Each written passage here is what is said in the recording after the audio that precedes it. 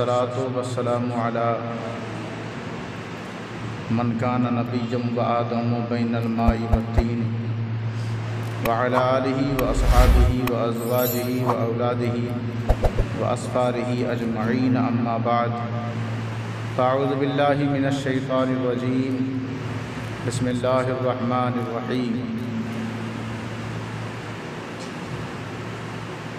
فاصبر صبرا جميلا صدق الله مولانا العظيم وبلغنا رسوله النبي الأمين المكين الكريم ونحن على ذلك لمن الشاهدين والشاكرين والحمد لله رب العالمين إن الله وملائكته يصلون على النبي يا أيها الذين آمنوا صلوا عليه وسلموا تسليما اللهم صل على سيدنا شفيعنا حبيبنا مولانا محمد بارك وسلم صلوا عليه صلاة وسلام عليك يا رسول الله صلی اللہ تعالی علیہ وآلہ وسلم۔ حضرات محترم،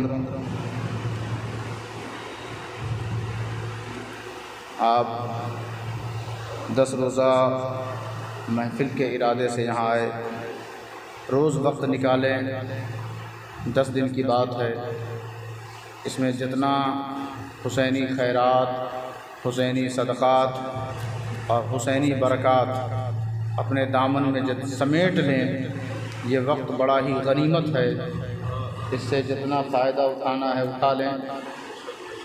تمام لوگوں سے گزارش ہے پورے انہماک توجہ کے ساتھ سنیں۔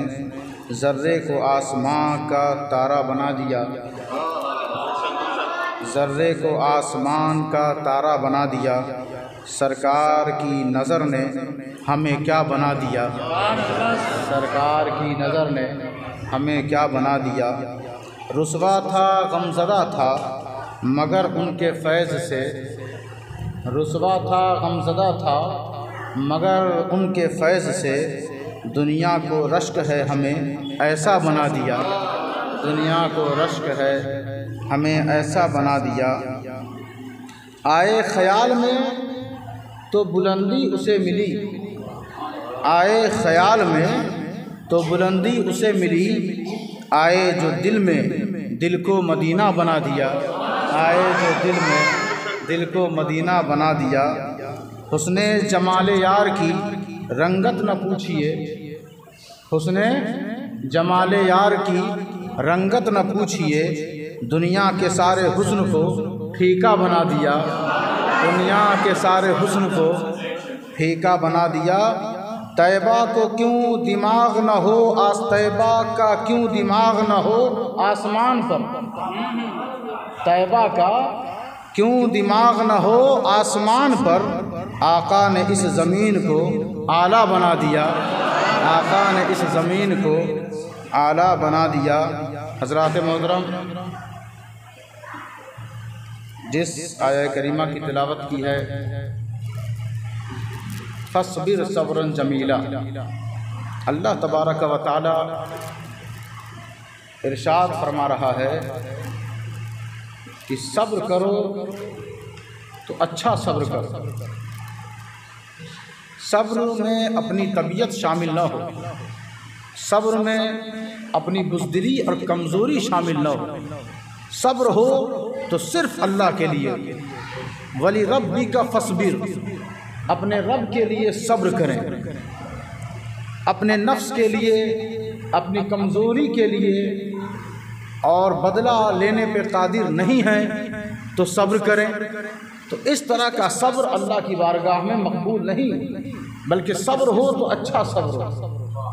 فَاصْبِرْ صَبْرًا جَمِيلًا، صبر ایسا ہونا چاہیے آپ کے پاس موقع بھی ہو، آپ کے پاس طاقت و توانائی بھی ہو، آپ کے پاس ہر طرح کی نصرت و حمایت بھی ہو، آپ کے پاس اقتدار بھی ہو، پاور بھی ہو، ان سب کے باوجود اگر آپ اللہ کے دین کے لیے صبر کرتے ہیں تو ایسوں کے لیے اللہ نے فرمایا فَاصْبِرْ صَبْرًا جَمِيلًا، یہی تو اچھا صبر ہے، یہی تو اچھا صبر ہے۔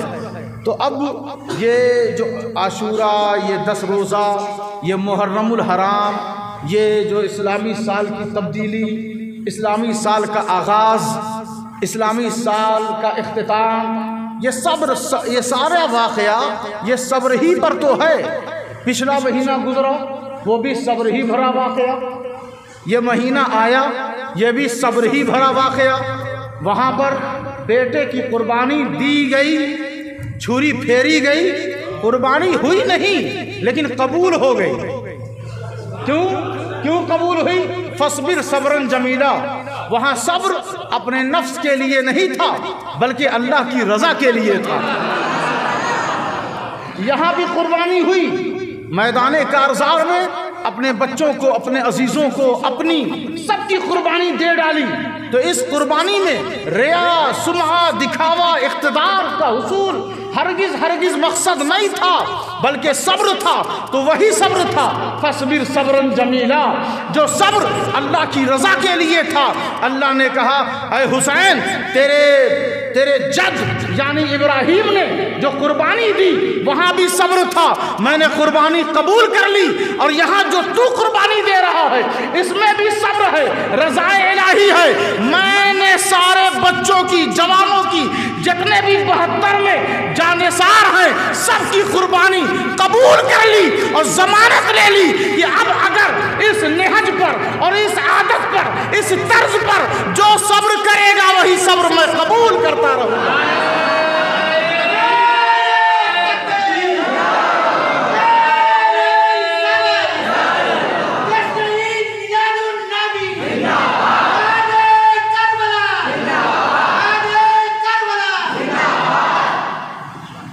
تو صبر کرو تو اچھا صبر کرو، صبر کرو۔ دیکھو کہ ہمارے لڑنے سے کہیں دین کا نقصان نہ ہو جائے، پیچھے ہٹ جاؤ۔ دیکھو ہمارے بولنے سے کہیں فتنہ و فساد برپا نہ ہو جائے، خاموش ہو جاؤ۔ دیکھو کہ ہمارے دیکھنے سے کہیں ایک دجل و فریب اور مکر کی ہوا نہ چل جائے، نظر نیچی کر لو، چلو۔ اور چلنے سے اگر فتنہ رونما ہو رہا ہو تو اپنے قدم کو روک لو۔ دیکھو بات اتنی سی ہے کہ گھر میں بیٹھے رہتے تو گھر کے سارے افراد کی جان بچ گئی ہوتی، سارے جانثار عیش و عشرت کی زندگی گزار لیے ہوتے، ایگریمنٹ معاہدہ مان لیتے تو پھر کیا تھا، سب کی جان بچ جاتی۔ لیکن یہ بھی نہیں کہ صبر کرو تو دین کا نقصان ہو رہا ہے، کہہ رہے ہو صبر کرتے چلے جاؤ، دین کا بیڑا غرق ہو رہا ہے، کہہ رہے ہو صبر کرتے چلے جاؤ، مسجدیں ویران ہو رہی ہوں، کہہ رہے ہو صبر کرتے چلے جاؤ، قرآن کی عزت و حرمت کو پامال کیا جا رہا ہو اور کہو صبر کرتے چلے جاؤ۔ نہیں، یہ فَاصْبِرْ صَبْرًا جَمِيلًا ہرگز نہیں ہے، بلکہ مدینے میں رہو۔ بتاؤ لوگ بھاگ کر مدینہ جا رہے ہیں کہ نہیں، وہاں آب زمزم پی رہے ہیں کہ نہیں، وہاں کی کھجوریں کھا رہے ہیں کہ نہیں، وہاں کی ہوا محسوس کر رہے ہیں کہ نہیں، گنبد خضرا کی زیارت کر رہے ہیں کہ نہیں۔ دنیا میں سب سے عمدہ، سب سے بہتر، سب سے مقدس اگر کوئی جگہ ہے تو وہ مدینہ ہے۔ ساری دنیا مدینہ بھاگ رہی ہے، حسین ایسا ہے کہ مدینہ چھوڑ کر مدینے والے کا دین بچانے جا رہا ہے۔ فَاصْبِرْ صَبْرًا جَمِيلًا، صبر کرو تو اچھا صبر کرو۔ یہ مت سوچو کہ کس کی جان جائے گی، ارے جان گئی تو غیروں کی نہیں گئی، اپنوں کی گئی، اور اپنوں کی ہی نہیں بلکہ اپنی بھی گئی، اپنی بھی گئی۔ ایسا قائد، ایسا رہنما، ایسا امام ہمام کہاں ملے گا؟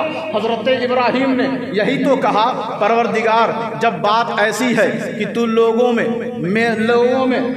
کا تو امام بنائے گا، میری ذریت میں، میری آل میں لوگوں کا امام بنائے گا، تو امام بنائے گا تو پروردگار میری اولاد میں یہ امامت چلتی رہے، جاری و ساری رہے، کبھی رکے نہ، کبھی رکے نہ، ختم نہ ہو۔ اللہ کے رسول نبی نے جب یہ دعا کی، یاد رکھیں ابراہیم کی دعا کبھی رد نہیں ہوئی، مانگا پسندیدہ رسول اللہ نے دے دیا، مانگا پسندیدہ رسول اللہ نے دے دیا، مانگا ذریت میں امام۔